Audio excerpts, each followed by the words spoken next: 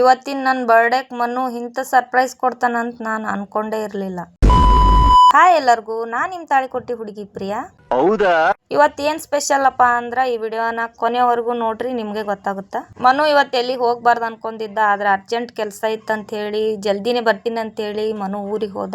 ಇವತ್ತು ನನ್ನ birthday special ಆಗಿ ನಮ್ಮ ಅಕ್ಕ ನಂಗೆ ಇಡ್ಲಿ ವಡ ಮಾಡಿಕೊಟ್ಟಿದ್ಲು.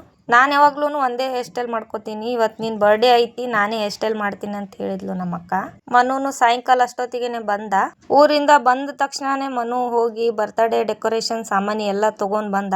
ನಾನ್ ಬರ್ಡೇ ಡೆಕೋರೇಷನ್ ಮಾಡಾಕ ಟೈಮ್ ಒಂದು 2 hours ತಗೊಂಡಾರ. ಇವ ಮತ್ತ ನಮ್ ಕಾಸು ಇಬ್ರು ಸೇರಿ ಡೆಕೋರೇಷನ್ ಮಾಡಿದ್ರು. ಆದ್ರೂ ನಾನ್ ಅನ್ಕೊಂಡೇ ಇರ್ಲಿಲ್ಲ ಮನು ಈ ರೀತಿ ಗ್ರ್ಯಾಂಡ್ ಆಗಿ ಸೆಲೆಬ್ರೇಟ್ ಮಾಡ್ತಾನಂತ ಹೇಳಿ. ಆದ್ರ ಮನುನ್ ಮನ್ಸೊಳಗ ಗ್ರ್ಯಾಂಡ್ ಆಗಿ ಸೆಲೆಬ್ರೇಟ್ ಮಾಡ್ಬೇಕು ನನ್ ಬರ್ಡೇ ಅಂತ ಹೇಳಿ ಅವ ಪ್ಲಾನ್ ಮಾಡ್ಕೊಂಡಿದ್ದ ಫಸ್ಟೇ.